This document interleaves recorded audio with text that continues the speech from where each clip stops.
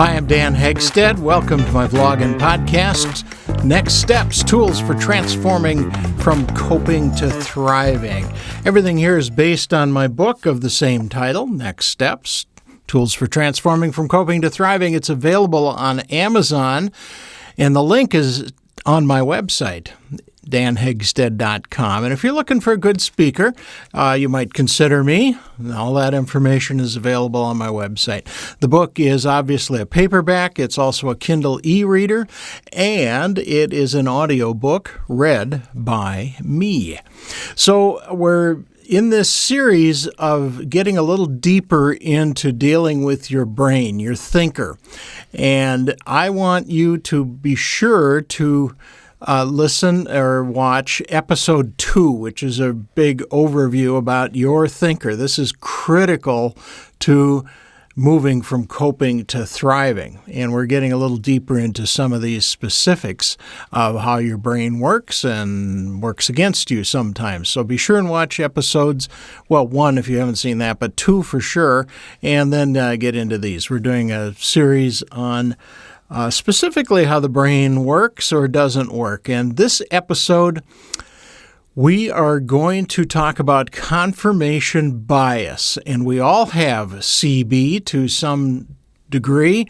Some people have no idea they have it, and they suffer from it, and we all do, because they haven't dealt with it. We all have confirmation bias to some degree, but those of us that have learned about it and intentionally engage our higher brain can mitigate the effects of confirmation bias.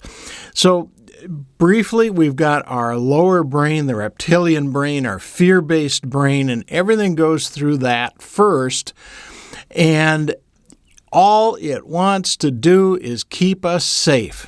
It doesn't want us hurt physically, mentally, or emotionally, so it is total default is safety. Well, that's not the way the world works. That's not a good way to live. That's not thriving. We need to intentionally engage our higher brain, and that means understanding confirmation bias and dealing with it. Here's what we do. There's a great song by Billy Joel, and one of the lines he says is, they will not listen to anyone, so nobody tells them a lie. And how often do we do that? We just don't listen because we don't want to be lied to. But as soon as you have to start thinking, and, critical thinking, and which is really what all this is about, is you have to make decisions about what's real and what isn't. What do you believe? What do you think? What is reality? What is truth? It's hard to discern sometimes, and so many times we don't want to think about it, so we just have this idea of what's right, and anything that contradicts that we just reject. And that's lower brain thinking. It requires work to engage our higher brain and think about how things really are and what the truth about something is and all the nuances of that, because nothing is absolutely one thing or another. It's a lot of work. It's just so much easier to do nothing and reject anything out of hand that just seems to contradict what we think or want to believe is true. Well, we need to get beyond that. So we need to deal with our confirmation bias. Sometimes we're going to be wrong. Sometimes people will lie to us, but ultimately we will get to reality and all that involves. I have to laugh because there are so many people that don't subscribe to our local paper. We've got a good local daily paper where I live, and it's funny because the people who lean left hate the paper because it's so conservative, and the people that are more conservative hate the paper because it's so liberal. Well, that's just confirmation bias. The paper is doing what it's supposed to do. It's presenting reality as best they can, and the people who lean left think reality is too conservative, and the people who lean right think reality is too liberal. And they just need to confront their stuff and deal with it. Now, again, as we talked about in the section on media, the papers and media also have opinion sections, and some of those people have definite opinions. They are left or right, and there's nothing wrong with that. They're welcome to their opinion, but you don't reject the medium out of what the message is.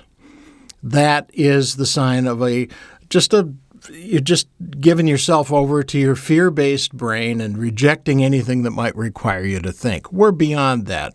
We're moving from coping to thriving. I think that's just funny. No, the paper's too liberal. No, the paper's too conservative. Well, let's just cancel our subscription. Part of what happens here, if we're confronting our confirmation bias, is that we have to question things. And once you question one thing, you have to question everything. And that's a tall order for all of us. It requires a lot of brain power. Now, you don't have to question everything all at once, but you do have to engage your higher brain to just question things. Okay, this is what I think is true, but is it really true?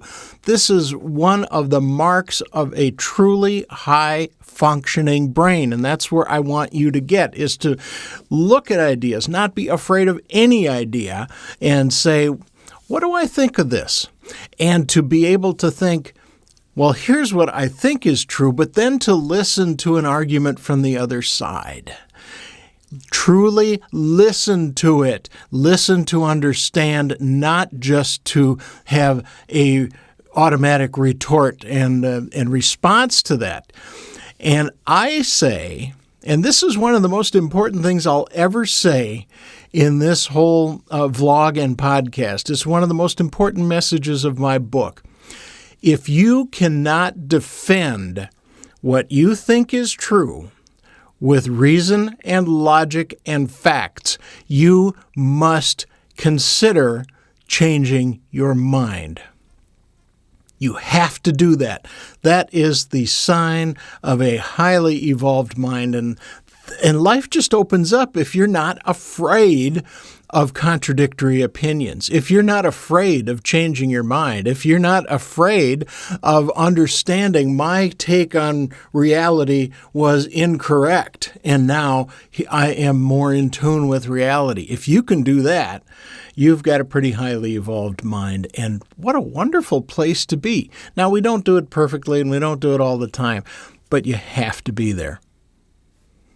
It's funny, I'm just looking over my notes here, and that point about being able to be open to new ideas and changing your mind, it's so important. I made it in my notes here on 5 different lines. Well, I'm not going to repeat it 5 different times, but it is that important. You have to be able to listen to new information that might contradict what you really want to believe is true, and change your mind. If you can do that, you can do anything. I have to laugh at the pharmaceutical commercials on TV because they'll take the most complicated, weird disease you've never heard of, and then they come up with some simple, easy name for it. So it's a couple of letters. Do you have CB, confirmation bias? Ask your author, me, if Next Steps is right for you to combat your confirmation bias. Yes, it is. You need to read my book. All right. Confront your confirmation bias, people. You will be happier for it. Thanks for watching. Thanks for listening. I'm Dan Hegstead. My book is Next Steps, Tools for Transforming from Coping to Thriving.